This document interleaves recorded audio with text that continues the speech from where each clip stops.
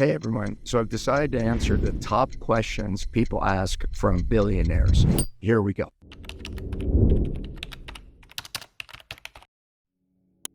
Lots of people want to start a business, and it seems that every dinner party, because of my Shark Tank, I end up being the guy in the corner that everybody comes up to and says, hey, I have this idea. Lots and lots and lots of ideas, but you know what? The most common question I hear is, how do I actually start? Here's my answer. Sell something. Never take advice from somebody who isn't financially invested in the outcome. And I don't mean as an investor, I mean a customer. Just call a customer and go out there and sell something. When Damon started FUBU, he didn't hire a whole bunch of researchers. He took a t-shirt, stood on a street corner, sold it. When I started my first tech business, I didn't spend years thinking about what should I do, the products you should have. I called up a big customer and I sold it to them. If you want to start a business, go sell something.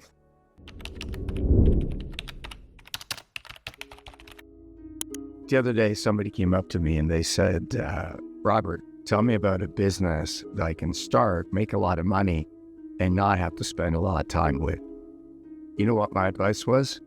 Don't get into business. Even easy businesses that you think are going to be easy and not require a lot of hands-on, guess what? At the beginning, they're all going to suck your time, they're all going to suck your cash, and they're all really hard. Business is just hard. It takes many years to get to easy. Don't be fooled by trying to start something easy.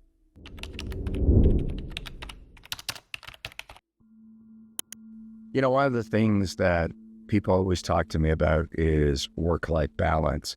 And they say, my gosh, you're such a great dad. You're always there for your kids. You seem to go to everything, even at the school. But here's the reality. It's taken me many years to get to this point. When you start, there is no work-life balance. It's one of the big lies that people tell you. A business is a living, breathing thing. When it needs to eat, you have to feed it. It doesn't care that you have a school play. It doesn't care that you want to work out. It doesn't care about any of those things. A business is a living, breathing thing.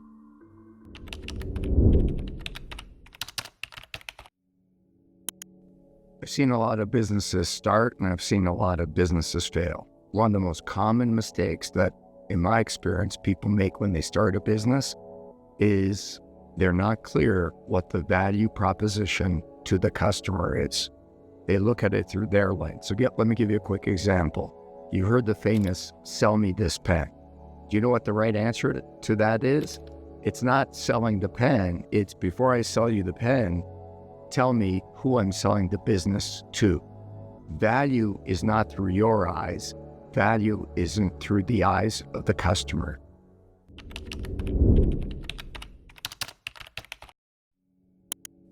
There's an old saying and a famous video from Steve Jobs that talks about product and how to know you have a good product. Steve Jobs said, people don't know they need a product until you tell them about it. Other people say you shouldn't create a product until you have an identified customer experience. Here's my view on it. It doesn't really matter if your product is selling a lot at the beginning or not. That doesn't necessarily identify a hot market. You know what does? A fanatical customer experience. When you sell a product and you give it to the customer and they look at it and they say, I cannot live without this, then you're onto something. Look for the fanatical experience and engagement from your customers, not always the sales. I mean, of course, if you're not selling anything, you're going to go out of business.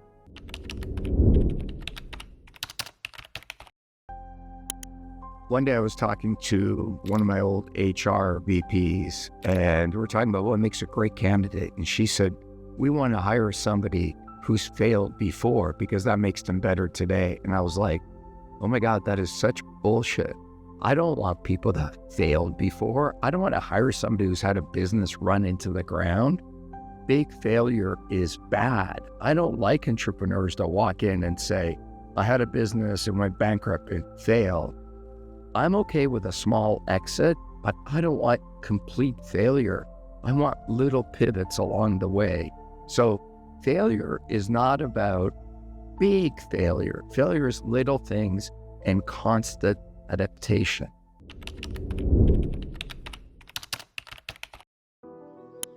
When you become successful, one of the most common questions people ask you is, if you had to do it again, what would you do different? I really thought about this question because it didn't have a good answer, because I always think you're the product of everything that's happened to you. But media wants a simple answer. So I've really thought about it. Here's my answer. What would I do different if I had to do it all over again? I would dream bigger. My limitation, reason I'm only a billionaire in Australia because of the exchange rate, is I didn't think bigger. My capacity for imagining this life, I didn't have that capacity. I really believe a mind, once expanded, can never go back to its original size. Dream big, but work your ass off. The other day I was doing a speech and somebody came up to me and said, "Oh my gosh, I wish I was successful. My life would be so much easier. I would be happy every day and all my problems would go away." And I'm like, are you kidding me? People have this misconception of success that it's finite, that there's this magic door you walk through and it says success on the door. And once you walk through that door, it's all unicorns and puppy dogs and lollipops. Guess what? The problems just get bigger. And let me tell you this, if you're not happy today with nothing, striving, working hard, you're not going to be happy with lots of money either. Happiness is not a result of a finite goal. Happiness is just who you are. Great wealth amplifies exactly who you are right now.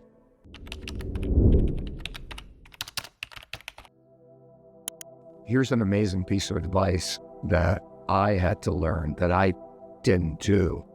And it's about productivity and how to scale your business. I used to think that I was really good at managing time and knowing all the important things I have to do every day. But guess what? Here's a simple trick somebody gave me. They said to me, "You're too busy. You have too much going on."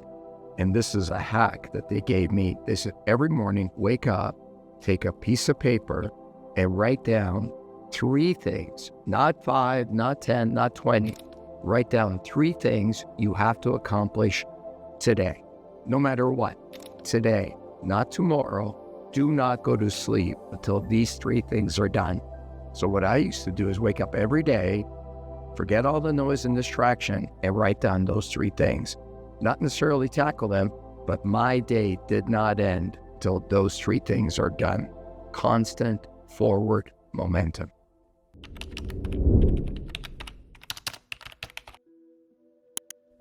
I'm invested in a lot of business in the 20 years of Shark Tank, Dragon's Den, Shark Tank Australia, and there's a couple of red flags that really come out for me. The first one is a little controversial for most people. Number one is, I don't want an entrepreneur that's failed. I don't want to invest in somebody that started a business and had it completely go away. I'm okay with little failure or consultation or not a great exit, but I don't want somebody that gave up on something and had it fail. The other one is, I want an entrepreneur who's solid and mentally together. Show me a small business that's in trouble, and I'll show you an entrepreneur that's got problems. And then number 3 is, if you don't understand your numbers, and I don't mean balance sheet, income statement, I mean the heartbeat of your business. Every business has 2 or 3 key stats that you need to know every day. If I wake you up at 2 a.m, you got to know that stat. In my business, it was cash flow. But in your business, it may be completely different.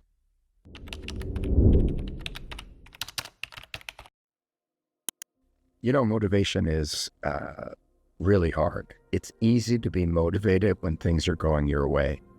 I always say, if you can be motivated when you're having a crappy day and it's raining and your dog bit you and your friends hate you and your spouse doesn't like you on that day and your kids are yelling at you, when nothing's going right, and you feel like failure in every part of your body, if you can get up on those days and do the things that need to be done, that's motivation.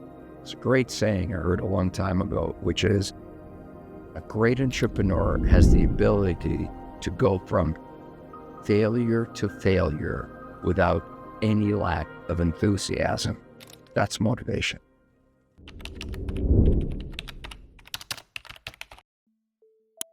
Everyone wants to start a business, and people are always asking me, what kind of a business should I start? Here's the most common mistake I see young entrepreneurs making. And what's the best analogy? Think of it this way. There's a piece of cheese, and all the entrepreneurs are mice, and they're all scurrying around. They go after that piece of cheese. And then tomorrow, there's a piece of cheese over here, and everybody goes this way. Wayne Gretzky said it best. Don't go where the puck is. Go where you think the puck is going. Don't get into a business that everybody else is getting into. Get into a business that's going to be the next wave. AI. AI is still super hot. Get into that. You got to know where the puck is going to go.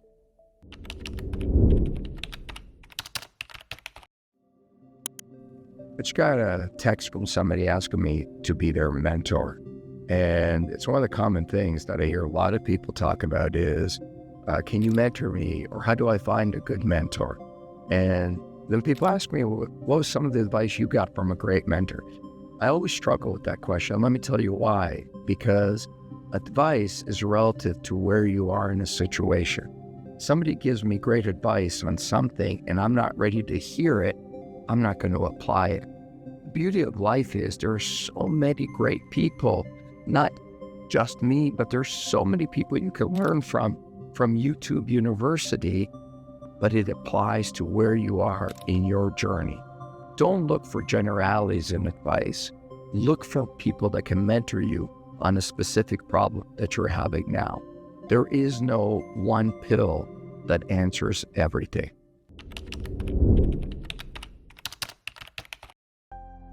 What's really interesting about business is how dynamic it is and how much it changes and how much it ebbs and flows.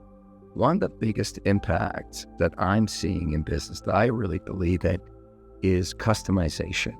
People don't want to buy or get something that everybody else can get.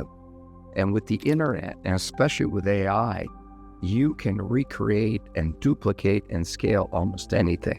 I think what's going to happen is if you can create a product or you can create an experience that feels highly personal to me and customized, I think that's always going to stand out.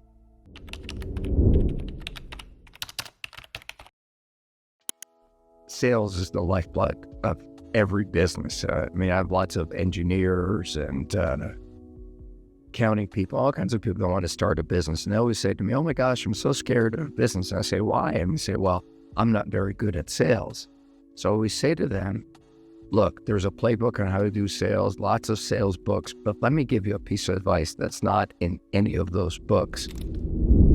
Authenticity is impossible to replicate. So I had a guy that worked for me years ago, and he was awful at sales. Today, he's one of the best sales guys in the world. And the reason he was awful at sales is he wasn't very confident. He didn't know how to talk to people, and he was brand new at it. So I sat down with him. He knew all the basics. So we're going out in the sales call. Here's what I said to him. When we go on this call, when the meeting starts, tell the customer you are so nervous, this is your very first sales call. We go there, he does that, and guess what? The customer wants to help him. People are nicer than you think, and they want to help you, especially when you're young and you're starting out. Now, here's the problem. He kept doing this for the next 100 sales calls, and eventually it wasn't authentic. But when you're starting out and you're an engineer or an accountant, just tell people, I've never done sales. Here's why I believe in the product. People want to help you.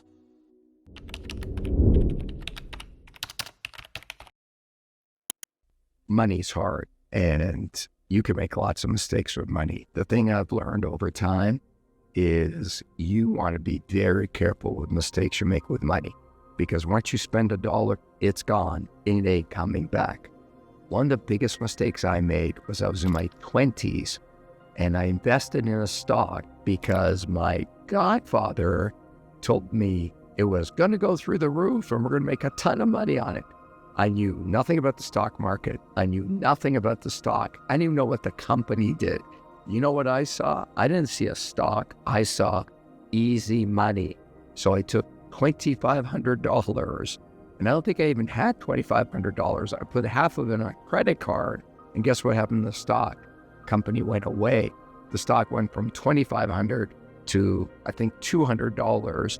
And because I bought it on margin, I had to borrow money from my parents. So embarrassing to pay it off. Biggest mistake I've made that you shouldn't make: don't chase easy money, because there's no such thing.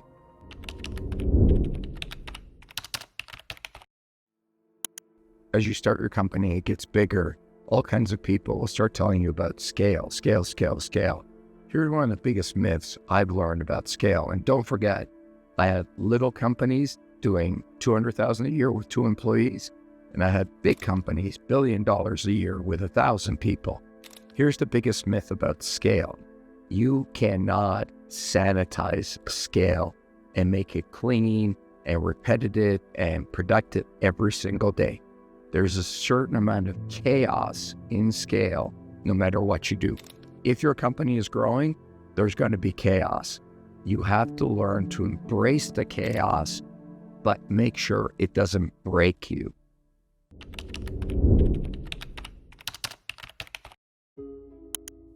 I think it was season 4 of Shark Tank in the US. This couple came out and they were pitching to us.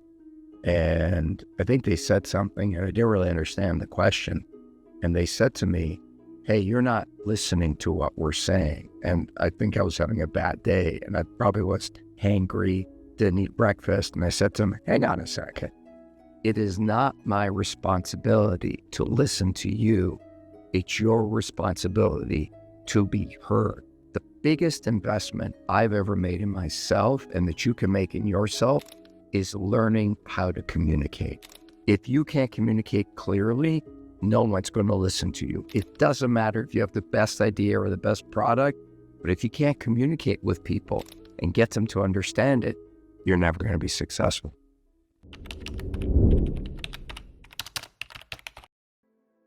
There's a great quote. So I love to play tennis. There's a great quote at this little tennis club I'm a member at in Newport Beach in California. And it's from Martina Navratilova. And I love this quote. And it says, "Pressure is a privilege of success." Love that. So here's the point.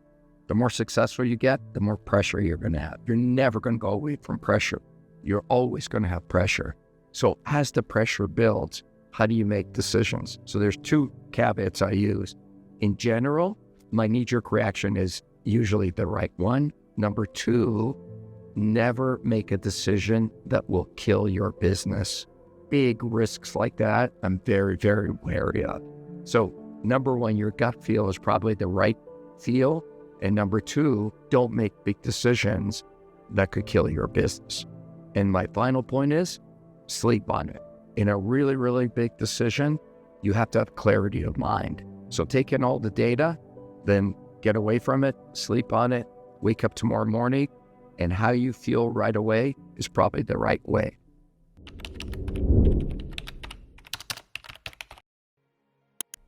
Leadership is really hard. I think I was and am a good leader. I was probably not a great manager, but I think I was a pretty good leader. And in general, I think people want to be led, not managed. So my personal feeling is, what is great trait of some of the leaders I've seen? And by the way, I've had dinner with all kinds of great leaders. I've had dinner with the president of France. I've had dinner with the prime minister of Canada. I've had dinner with some of the most successful business people in the world, on and on and on. But I actually think where I got the lesson, and where the lesson is, it's in the Bible. And what Jesus said to his disciples is, don't tell people, I'm paraphrasing, but what Jesus said to his disciples is, don't tell people what to do. Teach ye with parables. Great leaders have the ability to tell a great story. And a great story engages the audience and engages people. Lead others with a great story. I hope you enjoyed that. If you have any questions, please let me know. Don't forget to subscribe.